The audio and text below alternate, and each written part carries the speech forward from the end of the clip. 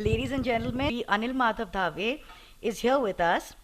He's known as a son of Narmada Valley, who established many successful models for civil society organizations such as Narmada Samagraha, Jan Abhigyan Parishad, and Narmada Parikrama. Recently, Honorable Minister positioned India internationally in the COP22 in Morocco. Ladies and gentlemen, please give him a round of applause for being here with us. May I call upon Mr. Ranjit Baur Thakur to felicitate the Minister.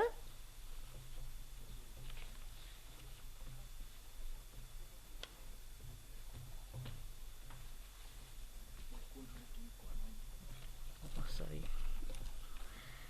Mr. Ranjit Baur Thakur.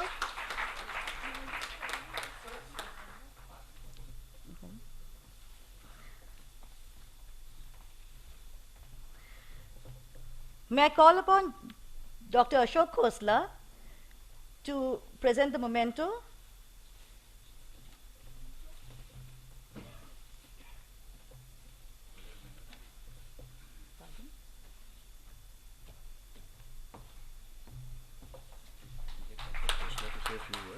No, he doesn't want to say.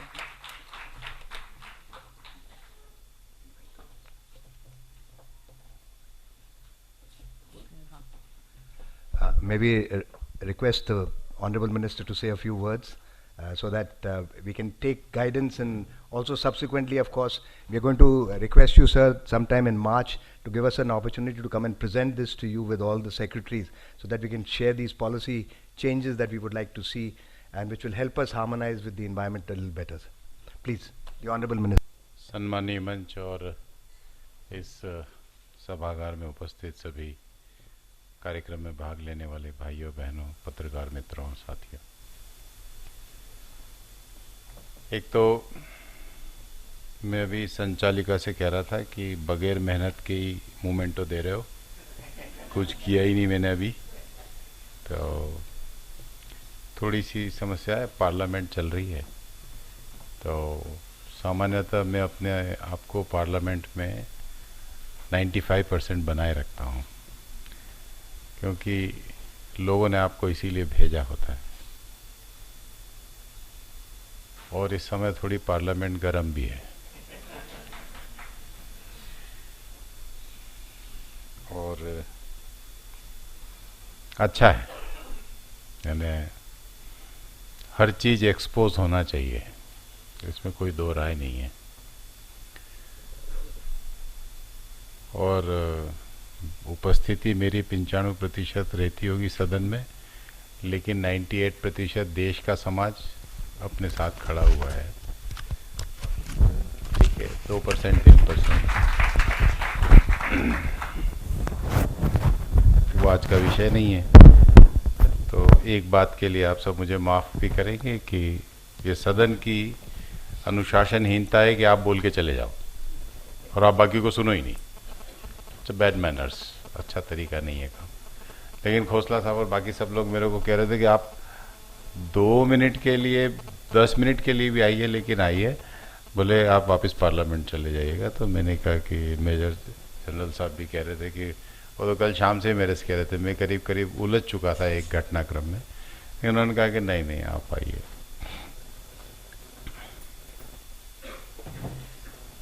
एक तो मेरे को लगता है कि securing the forest, land and soil, तो land और soil को क्यों अलग किया ये मेरे को समझ में नहीं आ रहा है।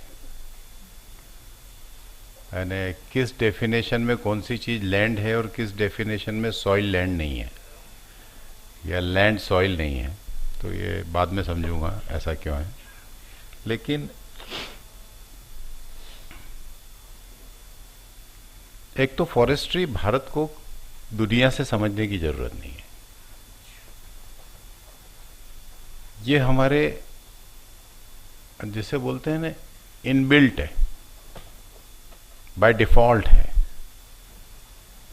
लेकिन हमें जो समझाया गया, जो पढ़ाया गया, और हम जिस स्कूल में पढ़ के बाहर निकले, उससे हमारी दृष्टि वैसी हो गई। जैसे आईपीसी की धारा और फॉरेस्ट एक्ट, ये दोनों 1860 के आसपास के, किसी ने ये नहीं पूछा कि अंग्रेजों ने आईपीसी बने, वो तो ठीक अच्छा किया बना है, वो शासन करना है। किसी भी देश पर अगर शासन करना है और उस देश को गुलाम रखना है तो आपको इस प्रकार के नियमों की आवश्यकता है, जिसमें आप किसी को डंडा मारेंगे तो सजा उतनी नहीं होगी जितनी सजा आप किसी को गाली बक देंगे तो होगी। क्योंकि आप जब टमटम में जा रहे होते हैं तो कोई आपको गाली बक सकता है, लेकिन आप उसको डंडा मार सकते हैं। तो आईपीसी की धारा में डंडा मारने की सजा कम है, गाली बकने की सजा ज्यादा है। क्योंकि गोरा साहब डंडा मारता था और काला आदमी गाली बकता था। किसी ने नहीं पूछा कि ऐसा क्यों है भाई, डंडा मारने की सजा बड़ी होना चाहिए ना। लेकिन मैं हमेशा कहता हूं कि 15 अगस्त 1947 को देश आजाद तो हो गया, लेकिन डीकॉलोनाइज नहीं हुआ।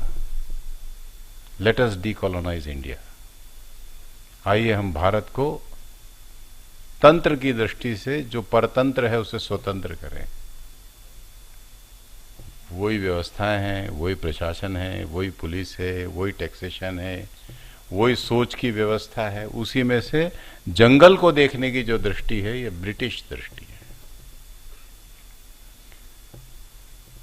अंग्रेजों ने देखा कि 1857 के आंदोलन के अंदर बिरसा मुंडा से लगा करके सारे जो जंगल के अंदर रहने वाले लोग थे, ये बाहर आते थे, गोरों पे हमला करते थे और जंगल में भाग जाते थे।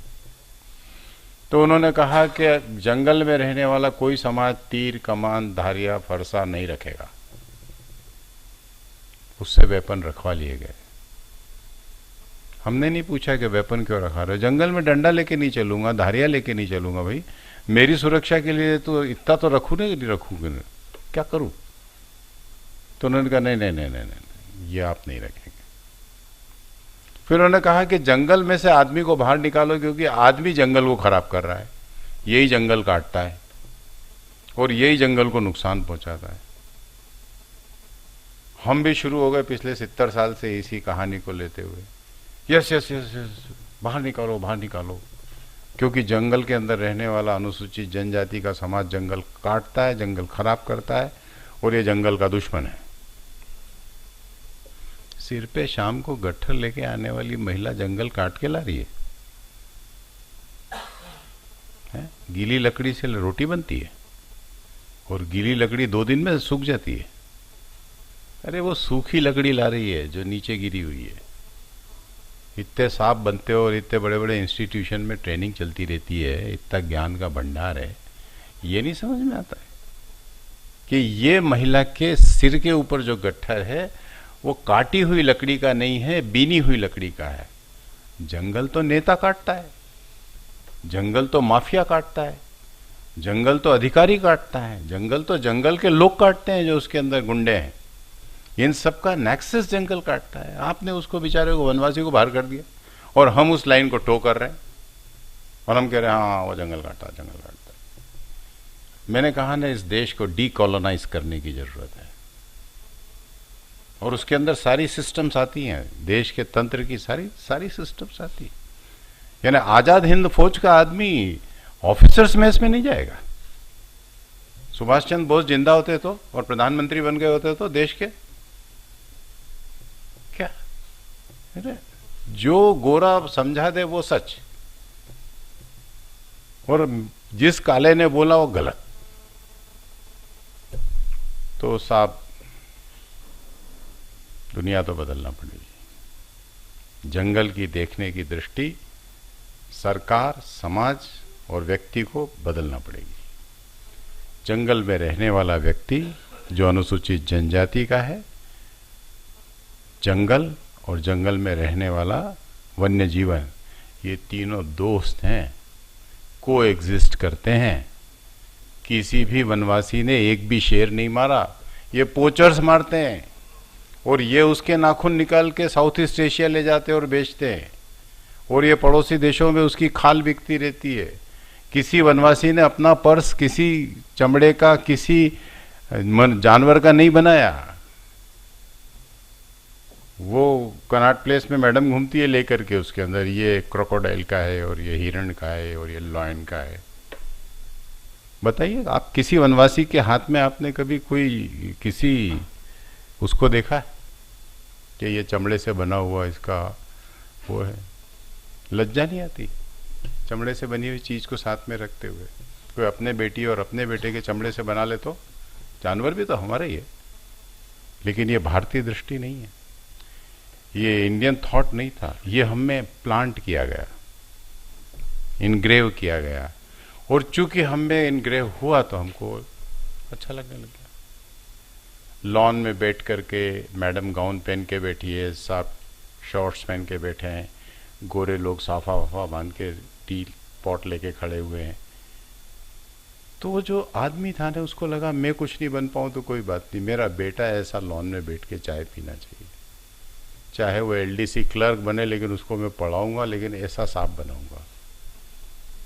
पूरी थॉट प्रोसेस उस तरफ चली गई। नौकरी देने वाला समाज नौकरी करने वाला समाज हो गया, शासन करने वाला समाज शासित होने लग गया। 400 साल बाद अगर शिवाजी महाराज ने कोई काम किया तो उसकी सल्तनत कोई बहुत बड़ी नहीं थी, लेकिन उन्होंने बताया कि तुम राजा हो सकते हो, तुम्हारा राज्याभिषेक भी हो सकता है, दिल्ली दरबार के सामने जी हजूर करना जरूरी नहीं है। ये जो स्वाभिमान लौटा दिया, ये छत्रपति शिवाजी महाराज ने किया। उन्होंने कोई दूसरा काम नहीं किया, उन्होंने बस इतना किया कि उसने कहा कि तुम लड़ सकते हो। गांधी ने क्या किया? गांधी ने लोगों से कहा कि यूनियन जैक से लड़ा जा सकता है, और देखो मैं लड़के बताता हूं। और उनको मालूम था कि वायलेंस करने से दिशा पलट जाएगी, तो उन्होंने कहा नॉन वायलेंस ही रास्ता है, हिंसा से रास्ता भटक जाएगा, इसलिए मत जाओ। तो एक दुबले पतले 60 किलो के व्यक्ति ने हिला दी ब्रिटिश साम्राज्य की जड़ें। जंगल की ओर देखने की दृष्टि, मिट्टी की ओर देखने की दृष्टि, जमीन की ओर देखने की दृष्टि के अंदर बदलाव लाना पड़ेगा मित्रों, क्योंकि जैसी दृष्टि होती है वैसा सोच खड़ा होता है। ये मेरी पत्नी है, ये मेरी दृष्टि है, इसके प्रति व्यवहार अलग है। ये मेरी बहन है, ये मेरी मित्र है, ये मेरी कोई रिश्तेदार है, जैसी मेरी दृष्टि है वैसा मेरा उसके साथ संबंध है। ये मेरा बहुत क्लियर फंडा है। इसलिए आप दृष्टि को स्पष्ट करिए कि जंगल के प्रति मेरी दृष्टि क्या है, वनवासी के प्रति मेरी दृष्टि क्या है, वन्य जीवन के प्रति मेरी दृष्टि क्या है।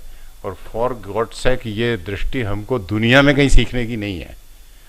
हमको ये समझ लेना होगा कि हम शेर के बच्चे हैं, हमारे डीएनए के अंदर ये सब चीजें हैं पहले से। इसलिए अभी जो मैं पूरे एमओएफ पे काम कर रहा हूँ, मेरी मिनिस्ट्री पे, वो इस शिफ्ट पे कर रहा हूँ कि पहले सहमत हो जाओ कि मैं जो कह रहा हूँ सही है, या मुझसे सहमत कर दो कि आप जो कह रहे हो सही है। और मित्रों, अगर जंगल हमको बचाना है या जंगल का विस्तार करना है, जो आज 21% के आसपास भारत में है। अभी मैं मोरक्को में 15 दिन तक ऐसे सिर पटक पटक करके आया, और उसकी कुछ बातें हैं जो मैं पब्लिक में नहीं बोल सकता, लेकिन ये जितने तथाकथित सभ्य दिखते हैं ना, ये जब नेगोशिएशन की टेबल पे होते हैं ना, तो उतने ही असभ्य हो जाते हैं। इतना ही कह सकता हूं, एरोगेंट, उद्दंड। लेकिन आपत्ति नहीं है, देश के लिए काम करते हुए मैं डबल उद्दंड होने को तैयार हूं, कोई समस्या नहीं है। इसलिए हमें लौट के वापस अपने पास आना पड़ेगा। अपने अंदर कोई कमियां हैं और गलत दृष्टि है और गलत चीजें हैं, जैसे जाति प्रथा है, कोई और छुआछूत है, तो उसको छोड़ना पड़ेगा, वनवासी को साथ बिठाना पड़ेगा। हम इस बात को समझने को तैयार नहीं है कि राम ने निषाद राज को ये नहीं कहा कि अच्छा ठीक है निषाद राज तुम बैठो जरा, मैं भोजन करके आता हूँ। उन्होंने उसको सीने से लगाया और उससे कहा कि निषाद तुम मेरे भरत जैसे भाई हो। ये दृष्टि कहाँ चली गई? मैं बहुतायत लोगों से कहता हूँ कि अपने पूरी जिंदगी में आपने कभी एक दिन, दिवाली के दिन भी कभी कहा अपनी काम वाली भाई से कि इसी डाइनिंग टेबल पे बैठ के भोजन कर ले? क्यों भाई, बहुत मानवीयता की बात कर रहे हो। वार त्योहार के एक दिन तो उसको सम्मान से अपने साथ बिठा लो। और ह्यूमन रिसोर्स पे और आईआईएम में हम बड़े बड़े भाषण देंगे कि एचआर ऐसे ठीक होना चाहिए और एचआर में ये करना चाहिए, लेकिन जेआरडी टाटा और साथ में अपने स्टाफ के साथ डिनर करते हैं, लंच करते हैं, लंच बॉक्स लेके जाके बैठ के खाते हैं। देश के प्रधानमंत्री ईरान और इराक को सऊदी अरब में जाते हैं और वहाँ के भारतीय समुदाय के साथ खाते हैं, तो हम उसका एक साइलेंट मैसेज नहीं पकड़ रहे हैं कि वो क्या है। No no no, you and me can not eat together. हाँ, हम अलग अलग हैं। तो जब अलग अलग हो तो एचआर में कुछ होना नहीं है, फिर ज्ञान देते रहो, कुछ नहीं। तो मेरे कहने का तात्पर्य है कि इस जंगल में बदलाव की बहुत ज़रूरत है मित्रों, इस दृष्टि के अंदर बदलाव की ज़रूरत है। और जहाँ तक आने वाला जो 2017 का साल है, ये काम का साल है, क्योंकि जो हमने INDCs फाइनल किए हैं, जो हमने पेरिस एग्रीमेंट के अंदर सारी चीज़ें की है, उसको अगर हमें पाना है तो ज़मीन और जंगल भी कम, हमें मैदानी काम ही करना पड़ेगा। कहाँ से, कैसे कैसे INDCs कैसे पूरे होंगे? ऐसे हो जाएंगे क्या? तो इस विषय को जन आंदोलन का स्वरूप देना जरूरी है। और ये 5 स्टारों के सेमिनारों से निकल करके सुदूर गांव जंगलों में लोग climate change, environment, carbon segregation, carbon trading, ये वो होते जितनी चीज़ें, इन सब को उसके अंदर ले जाने की ज़रूरत है। और बहुत पहले एक पिक्चर देखी थी, उसकी मेरे को हमेशा याद आती है कि वो शायद द्वितीय विश्व युद्ध की किसी सही घटना पर बनी है कि ग्रेट एस्केप करके है, कि भाग तो चारों सैनिक भी सकते थे, लेकिन वो पूरी जेल में जितने बूढ़े बच्चे सब थे, सबको भगा ले जाते हैं। ग्रेट एस्केप फ्रॉम सेबिबोर, ऐसा करके कुछ उसका पटकथा है। तो हमें भी ग्रेट एस्केप फ्रॉम सेबिबोर की तरह चलना पड़ेगा। हमको सबको साथ लेके चलना पड़ेगा। स्कूल के बच्चों तुम भी चलो, कॉलेज के छात्र छात्राओं तुम भी चलो, IIT तुम भी चलो, IIM तुम भी चलो, किसान तुम भी चलो, मजदूर फैक्ट्रियों में काम करने वाले तुम भी चलो, रिटायर सैनिक तुम भी चलो। और जब हम सब मिल करके इस गोवर्धन पर्वत को उठाएंगे तो ये उड़ जाएगा। ये मेरे को मालूम है कि उड़ जाएगा, बशर्ते हम अकेले उठाने की कोशिश न करें और हम सबको उठाने की कोशिश करेंगे तो बात पूरी हो जाएगी। और ये अभी थॉट प्रोसेस इवॉल्व हो रही है, यानी ऐसे मैं कह रहा हूँ, ये कोई फाइनल लाइन नहीं है, इसमें भी कोर्स करेक्शन होंगे। और मैं हमेशा कहता हूँ कि खेलते समय सचिन में और मेरे में अंतर इतना ही है, मैं भी उसी के लेवल का बैट्समैन हूँ, लेकिन उसके फुटवर्क में और मेरे फुटवर्क में अंतर है। उसको मालूम है कि लाइन में कैसे आना और कब आना, और लास्ट मोमेंट में भी आ जाता है। मेरे को तब समझ में आता है जब गेंद विकेट कीपर के पास होती है, बाकी तो हम सब एक जैसे ही है।